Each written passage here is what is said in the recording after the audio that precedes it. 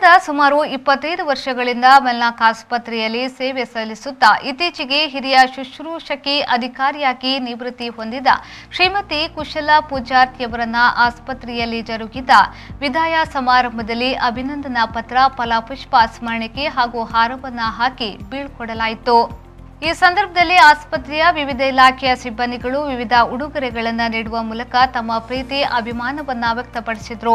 ಆಸ್ಪತ್ರೆಯ ಹಿರಿಯ ಮತ್ತು ಕಿರಿಯ ಶುಶ್ರೂಷಾ ಅಧಿಕಾರಿಗಳು, ಜಿಲ್ಲಾ ಶಸ್ತ್ರಚಿಕಿತ್ಸಕರು, ಆಡಳಿತಾಧಿಕಾರಿಗಳು, ಸಹಾಯಕ ಆಡಳಿತಾಧಿಕಾರಿ ಸಮಾರಂಭದಲ್ಲಿ ಉಪಸ್ಥಿತರಿದ್ದು ಶ್ರೀಮತಿ ಕುಶಲಾ ಪೂಜಾರ್ತಿಯವರ ಕಾರ್ಯದಕ್ಷತೆಯನ್ನ ಮೆಚ್ಚಿ ಅಭಿನಂದಿಸಿ ನಿವೃತ್ತ ಜೀವನದಲ್ಲಿ ಸುಖ, ಶಾಂತಿ, ನೆಮ್ಮದಿ ಸದಾ ತುಂಬಿರಲಿ ಎಂದು ಶುಭ ಹಾರೈಸಿದರು. 35 ವರ್ಷಗಳ ಕಾಲ ಆರೋಗ್ಯ ಇಲಾಖೆಯಲ್ಲಿ ಸೇವೆ ಸಲ್ಲಿಸಿರುವ ಶ್ರೀಮತಿ ಕುಶಲಾ ಪೂಜಾರ್ತಿಯವರು ವೆನ್ಲಾಕ್ ಆಸ್ಪತ್ರೆಯಲ್ಲಿ ಸುಮಾರು 25 ವರ್ಷಗಳ ಕಾಲ ಸೇವೆಯನ್ನ ಸಲ್ಲಿಸಿ ನಿವೃತ್ತರಾಗುವುದಕ್ಕೂ ಮುನ್ನ ಯಗಟಿ, ತಿಂಗಳಾಡಿಗಳಲ್ಲಿ ಪ್ರಾಥಮಿಕ ಆರೋಗ್ಯ ಕೇಂದ್ರಗಳಲ್ಲಿ ಕೂಡ ಸೇವೆಯನ್ನ ಸಲ್ಲಿಸಿದ್ರು.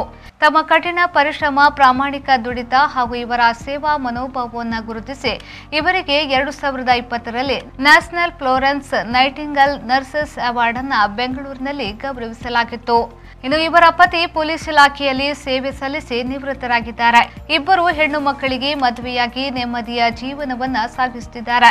ಪ್ರಯತ್ನವನ್ನೇ ಮಾಡದೆ ಸದಾ ತಮ್ಮ ಹಣೆಬರವನ್ನ ದೂಷಿಸುವ ಪ್ರಯತ್ನವನ್ನೇ ಪಡೆದೇ ಸೋಲೊಪ್ಪಿಕೊಳ್ಳುವ, ರಾತ್ರಿ ಕಳೆದು ಬೆಳಗಾದ್ರೆ ಕಷ್ಟಪಡದ ಯಶಸ್ಸು ಬೇಕು ಎಂದು ಹಾತೊರೆಯುವ ಜನರಿಗೆ ಶ್ರೀಮತಿ ಕುಶಲಾ ಪೂಜಾರ್ತಿಯವರ ಈ ಸಾಧನೆ ಸ್ಫೂರ್ತಿಯಾಗಲಿ.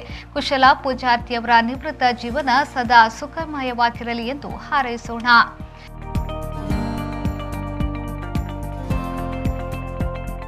ಕಮಲಕ್ಷ ಮಿತ್, ವಿ4 ನ್ಯೂಸ್, ಬಹರೇನ್.